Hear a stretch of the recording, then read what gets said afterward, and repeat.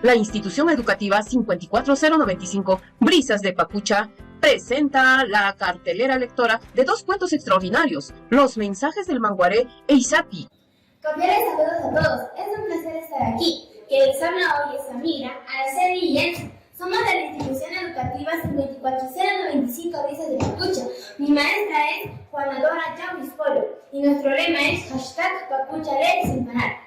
Hoy les invito a explorar la riqueza de dos cuentos extraordinarios que nos ofrecen una experiencia literaria única. En nuestra cartelera lectora exploraremos los mensajes del Manguaré e Izapi, la doncella que no puede llorar. Dos historias que nos transportarán a un mundo lleno de aventura, emoción y misterio. Comencemos. Nuestro primer cuento, Los mensajes del Manguaré, es una obra escrita por Milagros Castillo. Esta historia es un exuberante y misterioso mundo tropical donde la naturaleza y la magia se entrelazan de una manera fascinante. ¡Qué increíble historia, chicas! Yo cuento una poesía, ¿quieren escucharlo? Sí. El Manguaré suena así. Cada sonido contiene un significado que solo los sabios conocen. Yo quiero aprender a tocarlo y decir lo que siento con él. Te quiero mucho. Ven a visitarme. Hay un peligro. Hoy es un día especial. Los mensajes de Manguaré.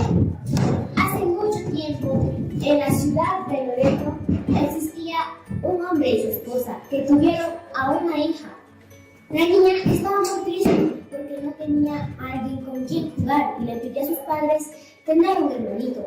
Su padre aceptó y entonces agarró a Milón de yuca y empezó a moldear a una figura que sería su primer hijo varón.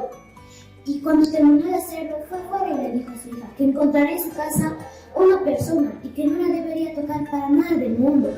Y la niña le respondió sí. Y cuando la niña se enteró que esa persona sería su hermano, como lo vio tan lindo, empezó a tocarlo. Y en ese momento la figura empezó a derretirse y esparcirse por todo el bosque. La niña corrió asustada al bosque. Y cuando los padres se enteraron, fueron a llamar al criador. Y como el creador fueron a buscar a sus hijos.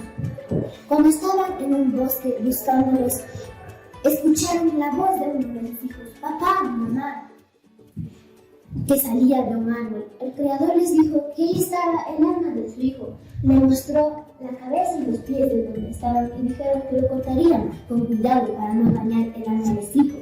El creador, con el fuego de su corazón, abrió la boca del árbol.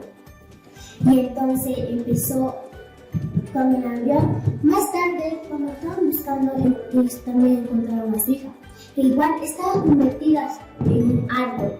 Y desde ese momento el tronco se hizo como el mensajero del pueblo, que traía como sonidos extraños que podrían llamar al pueblo de Loreto. Gracias. ¡Qué interesante, compañera! ¿Quiénes fueron los personajes del cuento? El hombre, su esposa y el creador y la niña. ¿Quién es el personaje principal? Es la niña. ¿Dónde se realizó esta maravillosa historia? En la provincia de Loreto. ¡Qué interesante! Esta historia nos gustó mucho porque nos enseñó sobre la cultura y la lengua de los pueblos de la selva peruana. Nos pareció interesante cómo utilizan el Manguaré para comunicarse y cómo lo combinan. Nos preguntamos si todavía hay gente que sabe utilizar el Manguaré y si nosotros también podemos utilizarlo. A continuación, contaremos la historia de Izapi, la doncella que no podía llorar. Hace mucho tiempo, en un pueblo había una joven hermosa, la más hermosa de todo el pueblo, que era hija del jefe. Todos los hombres la admiraban, pero ella no quería ninguno. Todos decían que ella era dura de corazón porque no lloraba por ninguna cosa. Un día llegaron tiempos difíciles para el pueblo. Hubo inundaciones y destruyó todo a su paso. Todo el pueblo sufría y lloraba, menos Izapi. Izapi solamente observaba sin mostrar ningún sentimiento de dolor.